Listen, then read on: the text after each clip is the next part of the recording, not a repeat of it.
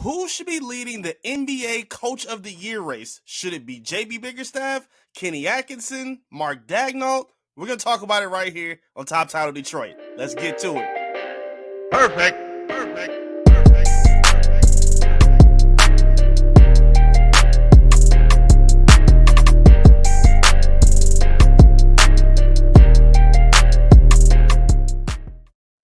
What's good? Welcome to Top Title Detroit. I am Eric Vincent, your host and Detroit Pistons beat reporter for ClutchPoints.com. Thank you so much for being here. I appreciate your time. Make sure you like the video, subscribe to the channel, show some love, tell a friend to tap into the channel. I would really appreciate the support. Let's get into the conversation, man. The NBA season is about to wrap up in 4 games for the Detroit Pistons, and it's only right that we get to the question. Who should be leading the NBA Coach of the Year conversation? You got a lot of worthy candidates. You got Kenny Atkinson right now, who's the favorite on a lot of betting odds sites. JB Bickerstaff is in the conversation. Mark Daignault's in the conversation for the OKC Thunder. And it's going to get close up to this point. 4 games, I think, can decide a lot. But based on what we've seen thus far, who should be leading the conversation as it sits right now? I don't like looking ahead and saying, oh, it's already over. It's too late. It's da-da-da. Until the season is over, I don't think it's right to already dismiss awards or say they stamped already, unless it's by a wide margin, which I believe a lot of them are pretty close, including this one. And to be honest with you, I think you can make the case this is a bigger gap than it should be. However, I think the answer is simple. I think the answer is very, very simple. JB Bickerstaff should be leading the NBA Coach of the Year conversation for the work that he has done for the Detroit Pistons this season. I really don't understand how you can argue against it at this point based on everything that he's done. Based on, really, for me, just a couple of reasons. I don't want to drag this video out too long because I think his case should be shut at this point for why he should be in the lead. 43-35 record for the Detroit Pistons. We talked ad nauseum already about how they have tripled their win total of last season, and he has done that in his first season as the Pistons' new head coach. I think that's absolutely amazing, especially when you consider the context and the details of how he got there in the first place. The Pistons, for the first several games, they were in a world of hurt where they weren't winning games. They were struggling to close games. They were dealing with injuries. They were dealing with a lot of things early through the season. Even up until this point, they're still dealing with injuries and a lot of adversity. And I think that alone, starting with just the expectation of where they started from based on where they are now, that's probably the biggest case to why JB Bickerstaff should be in the lead for the Coach of the Year race right now. How many people, tell me in the comments, and I want you to be honest, how many people predicted and thought the Pistons would win 40 games and have already got a stamp position in the playoffs in the postseason right now? I know what my expectation was coming into the year. I thought the Pistons could flirt with the play-in position, maybe a 30-35 win team if everything moved perfectly for them. That's how I looked at it. I thought their best hope for the season was being a play-in team, and there would have been nothing wrong with that. I think fans, all supporters and NBA watchers would have appreciated that. Watching the struggles that they had last season, winning only 14 games, setting the NBA single season record for most consecutive losses in a row of 28 straight, and then having to hit the reset button and start with a brand new coach who just got let go from the Cleveland Cavaliers a season ago. He comes to inherit a new team where they add in new pieces that a lot of people laughed at during the offseason, whether it was Tobias Harris leaving the Sixers, Tim Hardaway Jr., who was at certain points unplayable for the Dallas Mavericks, and a guy like Malik Beasley, who kind of has been shuffled around the league for a little while in his career at 28 years old. Even at this point, looking at guys like Dennis Schroeder, Paul Reed, like a lot of guys that they've added on have made a substantial difference to help the Pistons get to this winning point. But if you look at these players that they've added to help complement the young core, who we'll talk about in a minute, nobody looked at these guys like world-beating players. These were all guys, no disrespect to them, because I love all of these dudes and what they have done for the Pistons, but a big perception of their name was that they were cast-offs that nobody was interested in having. And the Pistons were able to take them and make them extremely important pieces to the playoff push that the Pistons are at right now. I think that's extremely important for what we've seen for the Detroit Pistons. Like, nobody thought that JB Bickerstaff could turn Tobias Harris into a credible defender on a weekly or night by night basis for the Pistons. He has been a very good player on both ends of the floor. He kind of started off a little slow with getting his rhythm offensively, but JB has done a great job of using him in space closer to the rim, posting him up against smaller defenders, and getting him a lot easier shots based on the action that they create in half court sets. Even in transition sets, they do a lot of moves where they find Tobias Harris up the court to get easy layups and dunks. He's the one really setting off a lot of the transition plays they make because he's done such a good job rebounding for the Pistons. Tobias Harris deserves a lot of credit for how he has played this season, even if guys like Tony Allen don't want to give it to him in the media. It's fine. We'll do it for you. Tobias has done a damn good job producing for the Detroit Pistons as that veteran leader and as that two-way, like, productive player that the Pistons have needed in that stretch forward position for quite some time. I'm very impressed with what we've seen from Tobias Harris. Tim Hardaway Jr., somebody else that's done a world of wonders for the Pistons under the tutelage and the coaching of JB Bickerstaff. He's had him playing small forward, whereas he that the guard bigger guys. For a while, he was one of the leaders in charges taken in the NBA. He's made a lot of clutch shots. He's made a lot of open threes. He's done a great job of being that floor spacer that the Pistons have needed for a while. Like, the Pistons have been in a very messed up position where they haven't had a lot of reliable shooters or guys that understood how to occupy spacing to, maximize the playmaking potential of guys like Cade Cunningham and the other guards like Jaden Ivey on the team as well.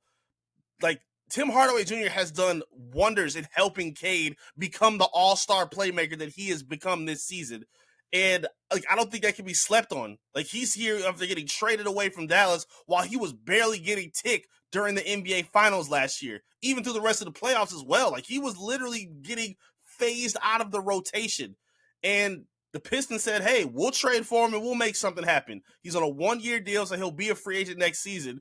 And the way that JB has been able to coach him up and utilize him as such an important piece for the Pistons, I don't think that's something that you can sell short, because while I think Tim Hardaway could be productive on any other team in the NBA based on the way he plays, I think coaching helps solidify and establish who they are and how much value that they can bring. Even if they're not like a great defender or don't have the reputation of it, kind of like Tobias did, great coaching and a buy-in system and a foundation where your identity is as a franchise will help those players become what you need them to be. And I think we've seen that from guys like Tim Hardaway Jr. this year.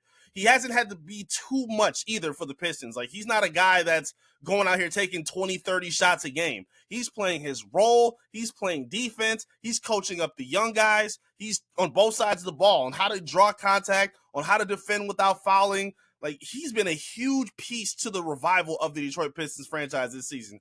And I don't think that can be undersold. And I think a lot of that goes to what we've seen from JB Bickerstaff. Malik Beasley the exact same way. Like, he has become an absolute sniper. He's got a lot of confidence built up from his teammates and JB Bickerstaff. Like, he talks about how he's never afraid of the moment, how he understands what sacrifice means for this team and what his role is for this team. We've heard that Malik told Trajan Langdon before the NBA trade deadline, I don't want to be traded. Keep me here with this team. I want to be here to help rebuild this product. And he has been one of the most important players on this team for the Pistons. To me, I think he's probably been their third or fourth most important player based on what they've done up to this point. Like, I think it goes Cade, Ivy, even, before the injury, obviously. And then Beasley is kind of right there in terms of his consistency from what we've seen all season. JB has been able to use him coming off the bench. He has him in 6th man of the year conversations. And even when he's had to start, I think he's averaged like 19 points a game as a starter. So JB has been able to find a role and space and activity for him to produce however it's going to be needed for him. And I think he's answered the call every single time. That goes to coaching. Being able to find that consistency and a flow as a veteran player in a group of young foundational guys, like, I think that means a lot. I think it means a lot to see the production that JB has been able to get out of those foundation young players on top of the veterans as well. And let's even talk about the young players now. Cade Cunningham turning into an all-star. Jaden Ivey playing the best basketball of his career, averaging career numbers. Getting rid of a lot of the questions that were around his game before the season started. Can he be a reliable defender? Can he be a helpful shooter to add to the floor spacing of his team? Can he get you transition buckets? Like, he's answered all those questions, and he only played 30 games this season. Jaden Ivey was playing fantastic for the Pistons, and even so, he was also playing in a role where Monty Williams would not put him in for the Pistons. Not only just as a starter, but staggering him with the bench lineup to not just be off ball as a two with Cade, but also be a point guard that can lead the second unit while Cade is on the bench. That was something that people were dying to see from Monty Williams. And JB Bickerstaff was able to reestablish that confidence in him to say, you're one of our focal guys, and we need you to be who we need you to be. And he's done that. He's absolutely done that. JB has been able to lean on young guys to carry the bucket to make this team what it is. Cade is obviously an all-star, but outside of that, it's a bunch of young developing players and guys that people looked at as cast-offs. Like Jalen Duren's a young developing player. Asar Thompson's a young developing player. Like, if you look at the other coaches and who they're playing with and who they're coaching up, while some of them may have younger guys like OKC, they have Jalen Williams, who's I think what a second or third year guy. Looking at Chet Holmgren in his second year, missing a lot of time due to injury, of course, too. He still also does have a lot of veteran talent as well, and star-established guys like Shai Gilgeous-Alexander. But guys like Lou Dort, guys like Caruso, a lot of those other veteran pieces really make a big difference. And those guys have been battle-tested for some years, too, which has helped the younger guys on those teams become what they are now. And that's no disrespect to OKC, what they've done. I'm just saying they didn't have the adversity and the development requirements needed for their team to get to where they are now. We know that based on the season that they had last year, where they finished first in the West with a 57-25 record. So they were already pretty damn good last season. You can say this exact same thing about the Cleveland Cavaliers. Finished fourth last season under JB Bickerstaff, and they pretty much had the exact same core. Unlike last season, JB Bickerstaff had to deal with a lot of injuries that were going on with the Cavaliers last season. This year is not even close to the same thing. If you look at those core guys of the Cavaliers, from Evan Mobley, Jarrett Allen, Darius Garland, and Donovan Mitchell, they're all expected to play at least 70 games this season or have already played 70 games this season. So they haven't had that same injury issue that they had last season or the injury problems that the Pistons are dealing with this season. Again, only 30 games for Jaden Ivey. Asar Thompson played, he's played 56 games after missing a good chunk of the first half of the season because of his blood clot issue. You had Cade Cunningham in and out of the lineup for some time. You've had suspensions that you've had to deal with. And again, you're dealing with young guys as the focal point of your team. And I'm not even just on some stars. Like, again, we talked about Asar, Jalen Duren. He's used Ron Holland as a huge role player for this team. Isaiah Stewart, he's helped establish as one of the best, not even just rim protectors, just defensive players, period, in the NBA. I know he is a bad rap around the league, but if he was on any other team, that team would love having an Isaiah Stewart on their roster, just like the Pistons do now. He embodies their identity as a defensive-minded team, and he plays exactly how they need him to in order to get the Pistons into the elite status as a defensive team that they have been. I think even the simple fact of moving him to the bench and using him in that center role compared to last season where he was a stretch four, taking a lot of perimeter shots, and really just playing out of body in his game. JB said, we're going to get you back to what we know you're comfortable doing. And now Isaiah Stewart is playing the best basketball of his entire career. Like, I think that kind of just speaks for itself. The Pistons have done a lot. They have worked a lot of wonders compared to what we see for these other teams. Currently, Kenny Atkinson is the listed favorite to win the Coach of the Year award, and I think that's a ridiculous mistake. I think that's a mistake. I think the details have to matter. I really think they have to matter. I mean, granted, I give him a lot of credit for how he's helped evolve Evan Mobley's game, because for a while, Evan Mobley has just been known as a defensive stalwart for the Cavaliers, but he's been very good offensively as well. creating his own shot, being a catch and shoot player, shooting 3-pointers. He has really taken a step forward in the evolution of his game. And I give Evan Mobley a lot of credit for that. He's been fantastic this season, becoming an all-star. But he also has the ability to grow amongst 3 other all-stars around him. That says enough for it right there. OKC, the exact same deal. You have the MVP favorite in SGA. You have Jalen Williams, who's an all-star. Chet, who could possibly be an all-star at some point. Like, they have a lot of battle-tested guys that have done a fantastic job complementing the pieces that they have in place in OKC already. The Pistons really were just kind of throwing stuff together and saying, hey, let's just see where things go right now. Everything from the Pistons top down was kind of at a brand new position, whether it was the new veterans they added, the young players that were taking a new step in a new direction, having their 3rd or 4th coach that they've had in their short careers already, and you just brought in a new front office as well, led by Trajan Langdon. And he brought in new assistant coaches to help add on to the dynamic of that coaching staff. I think all of that has to count for something. It's easy to just look at the Cavs record and say, oh, yeah, okay, well, I guess they deserve to win.